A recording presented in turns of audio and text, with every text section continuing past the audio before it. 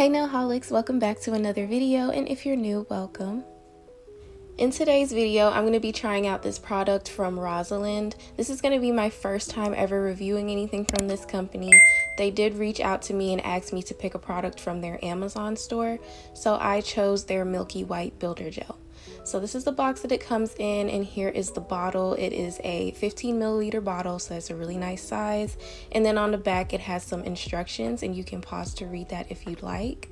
So I'm actually going to make a full set of press-on nails, but I'm also going to show you how to use it in the way that it's intended as well.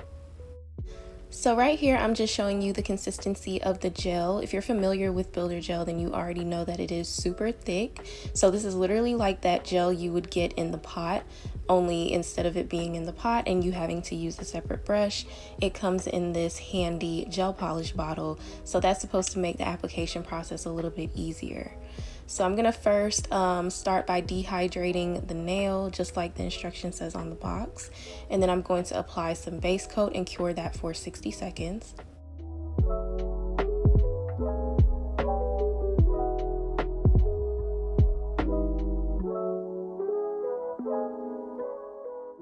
So now I can apply the nail form, and this is pretty simple. You're just going to peel the form from the paper, and then you're going to tear the top of it like that. And then you're going to fold it just a little, and then you can apply it under your free edge. So because this is a practice nail and the nail isn't attached to the nail bed, it was really difficult to get the form to stay in place. So I had to start over, and I decided to apply the form over the nail instead. But if you were doing this on yourself or on another person, you would apply the form under your free edge and it would stay in place. So like I said, I did have to restart with a new tip for this. So I'm going to dehydrate the nail again, and then I'm going to reapply the base coat. But this time I'm going to use some of that base coat, and I'm going to cover the nail form just a little bit at the top so that it'll stay in place when I apply the builder gel.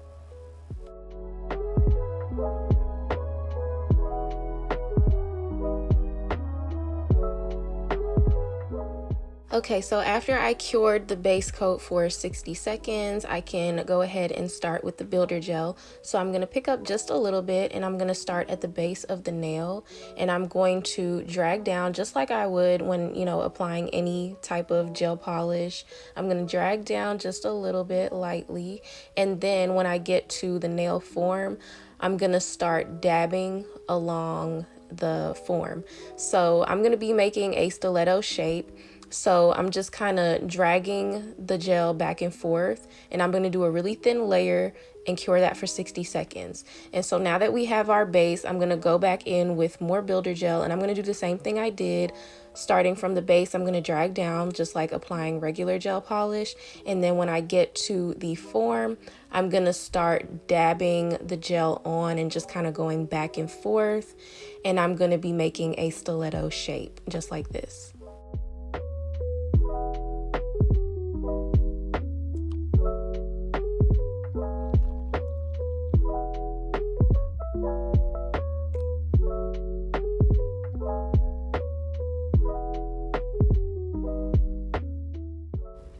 So once I've applied enough coats to get a solid base, I can start to focus on building that apex area.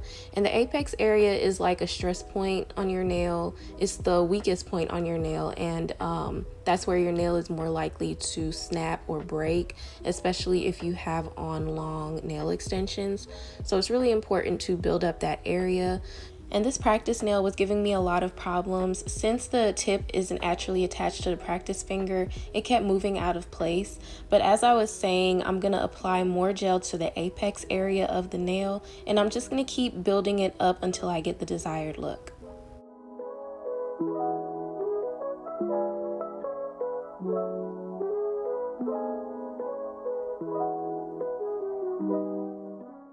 So once I've built the nail up to my liking, I can go ahead and remove the nail form. And it was really difficult since it was wedged between the rest of the nail tip and the extension that I created on top of it. But I eventually was able to pull it out, and now I'm able to file and shape the nail. I also ended up just pulling the nail from the silicone finger so I could get a good grip as I was filing. So I know that this is probably kind of confusing, and I'm really sorry about that. I'm just working with what I have, but if you're doing this on yourself or on another person, I promise you it's a lot easier. So hopefully you guys were still able to follow along.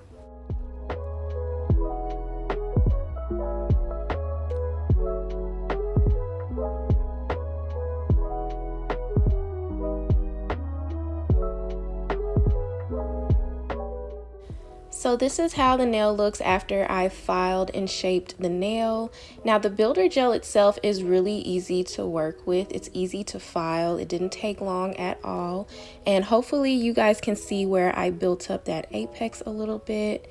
And you can see that the nail is definitely a lot thicker and it is really, really strong. So I highly recommend this as an alternative to acrylic.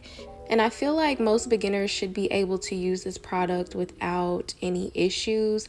I'm not going to say that there isn't a learning curve, because when it comes to builder gel, period, there's always going to be a learning curve, but it's definitely a lot easier to handle. And right here, I'm just showing you a side-by-side comparison between the nail that I built out compared to a regular tip. So here I'm just applying some no wipe top coat. I'm going to cure this for 60 seconds and then I'll show you guys a close-up. So here's the close-up as promised. I think it's so pretty. I really love the milky white, and this is perfect for encapsulating as well. So now it's time to make some press-on nails. I'm going to be using these long ballerina full cover tips. I've already prepped and applied base coat, so I can just go ahead and apply the builder gel. And this is a great alternative to acrylic. So I know there are some people that make acrylic press-on nails, and acrylic press-on nails can be really time consuming and it requires a lot of filing. So doing this with the builder gel, it's a lot easier to work with. You won't have to file as much because you can, really control where the gel is going, and you have more time than you do with acrylic. Acrylic, you got to move kind of fast because it'll cure and set in place, whereas with gel you have plenty of time because you have to put it under a light in order to get it to cure. So if you want to add strength to the nail, but you don't necessarily want to use acrylic, or you don't have experience with acrylic, I definitely recommend going this route and using the builder gel instead.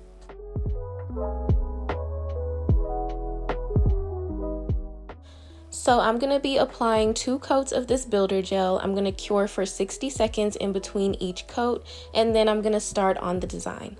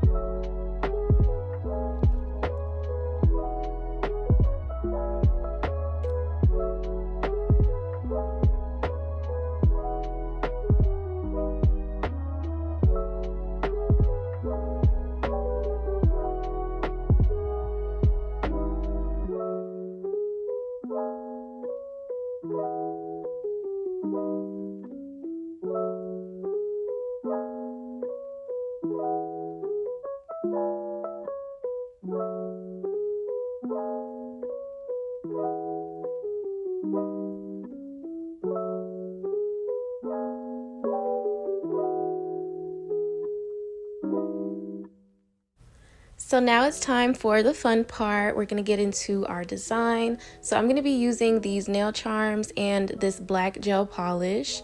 So I got these nail charms from Shein, and I'll have the link in the description for anyone that's interested. But here I'm just laying it out on the plate so that I can see what I'm working with. And I do plan on using all of these charms in this set today. Since Halloween is right around the corner, I decided I would do kind of like a spooky, like a really cute spooky theme design. So I'm going to use some nail gel, some black nail gel, and I'm going to make a smile line on this nail. And as I was making the smile line, I realized that the black gel polish was spreading a lot. It was kind of acting like blooming gel, and that's because there is a tacky layer that's left over from the builder gel. So before you start to apply charms or crystals or do any nail art, you will have to use some acetone to remove that tacky layer first, which is what I'm doing right here. But if you don't want to do any nail art or add any charms, then you can just skip this part and apply some no wipe top coat instead.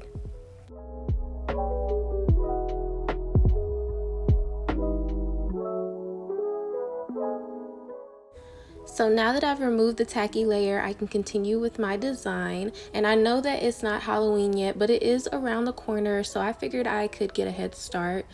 So on this nail, I'm going to do a smile line, and then I'm going to create these little tiny X's along the smile line because I want it to look like stitches. So the whole idea of this set is to create these random lines so it looks like the nails are being stitched together, like the stitches is what's holding the nail together. If that makes sense, which it probably doesn't. I don't know, you'll just kind of see how it looks. But honestly, as I was doing this set, I realized that my stitches kind of looked like barbed wire. So I probably just should have stuck with like the regular standard straight lines going across, but I thought that was gonna look too plain, and that's why I decided to do X's instead. But I don't know, it's still really cute. I still think it turned out super cute, and if I do this set again, I definitely think that I'll add a little bit more color to it. Like, you know, do like 2 or 3 different colors on the nail and then do like the lines with the stitches and stuff. I think that would be a lot cuter. And then on this nail, I decided to draw a heart, and I'm gonna do the same thing along the lines. I'm gonna do like little small X's, and each nail is basically gonna have like a different random design on it.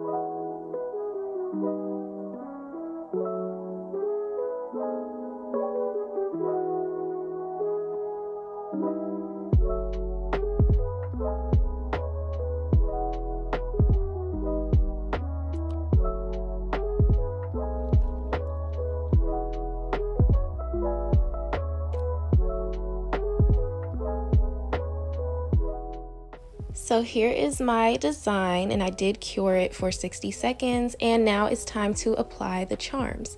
So I always like to take some nail glue and put a little dot where I want my charm to go, and then I'll completely cover the back of my charm with the nail glue, and then I'll apply it to the nail, and I'm just going to move it around and make sure that it is completely centered.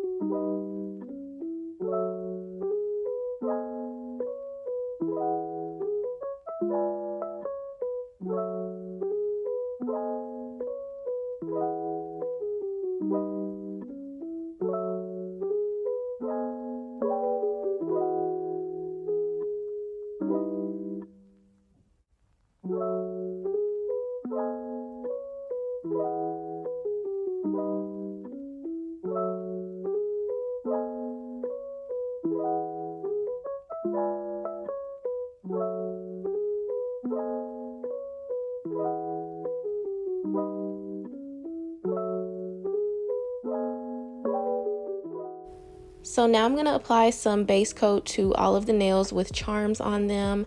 I always like to use this to fill in any gaps that I might have missed when I was applying the nail glue. And I also like to go over the charms. And this is just going to add some extra reinforcement so that I know that my charms will stay in place.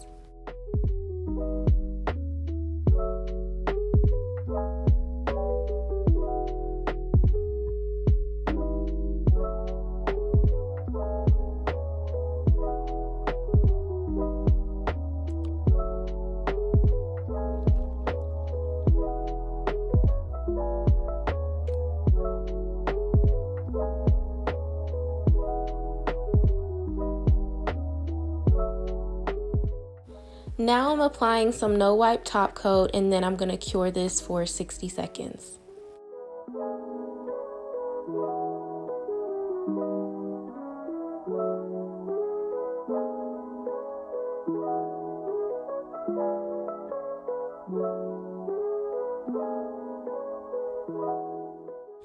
So this is the complete set, you guys. I think it turned out super cute. My stitches definitely looks like barbed wire, but it's okay. I still think it's adorable. It's still giving me that cute, spooky Halloween vibe.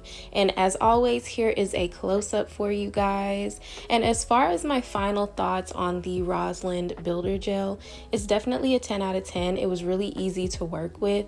I also think it'll be great for encapsulating as well. And I might do a separate video on that for you guys. If that's something you're interested in, definitely let me know down in the comment section, and let me know what you guys think about this set as well. Now, if you made it to the end of this video, Rosalind did give me a 10% off discount code to share with you guys. So I'll have that code in the description box, along with the direct link for this builder gel that I used in the video, and also a direct link to their Amazon store as well. So you can get 10% off of any item from their Amazon store. However, the code does have an expiration date. It expires on October 31st, 2022. So be sure to use that before it expires. And they also have this builder gel available in pink, clear, and solid white, so definitely be sure to check that out. But that's it for today's video, you guys. I hope you enjoyed it. If you did, please give me a thumbs up and don't forget to subscribe.